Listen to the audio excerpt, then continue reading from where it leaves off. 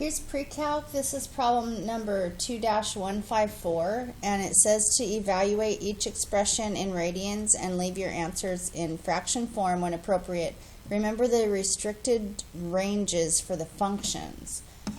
So, I don't know, I think it was this week that we learned about inverse sine and inverse cosine, and we learned that inverse sine, we restrict it between 90 and negative 90, or pi over 2 and negative pi over 2. So that's quadrant 1 and 4.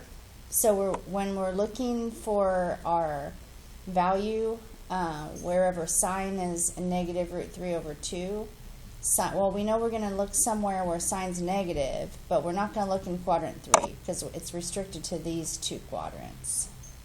Okay, and then cosine is restricted to quadrant 1 and quadrant 2. So when we're looking for these values, when we look in our unit circle, basically we're not going to be looking in quadrant 3 for anything. So let's see if we can figure this out. This is sine inverse. So basically it's asking what angle, at what angle is sine equal to negative root 3 over 2? At what angle is sine equal to negative root 3 over 2? So I know sine has to be restricted to quadrant 1 and quadrant 4. That's just the restriction that we found for sine.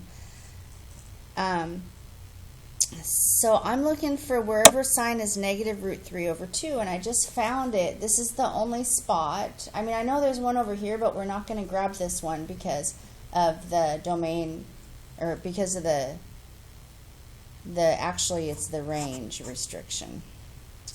Okay, so we want this one, and so that's 5 pi over 3, and that's all. You just write 5 pi over 3.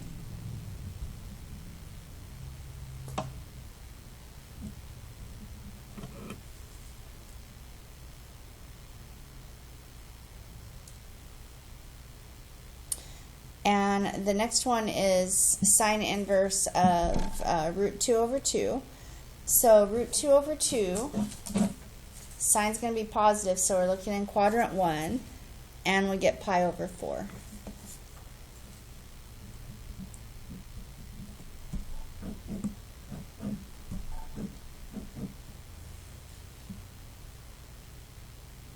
I feel like there might be a problem in the answer key, because when I look at, oh, there's not a problem. Okay, so for letter A, I got 5 pi over 3. And I was like, there's something wrong. Because your answer book said negative pi over 3. But isn't this negative pi over 3? Because I'm going backwards by a third of a pi. So this, if you say 5 pi over 3, that's fine. I'm going to say or negative pi over 3. Okay, because we learned about these angles, these corresponding angles. So, okay, so cosine inverse of negative root 2 over 2.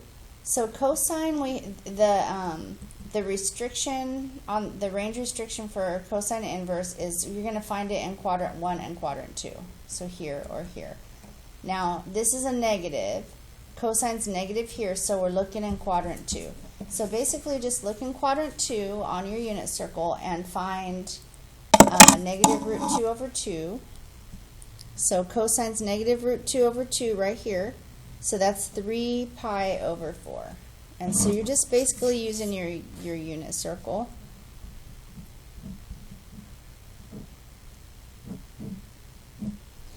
And then now we're looking for cosine inverse of square root 3 over 2. So cosine, well, we have to look in quadrant 1 and 2. And cosine is only positive because root 3 over 2 is positive. So cosine's only positive in quadrant 1. So now we just find where the cosine, remember the cosine is like the x values, is positive here in quadrant 1 at pi over 6.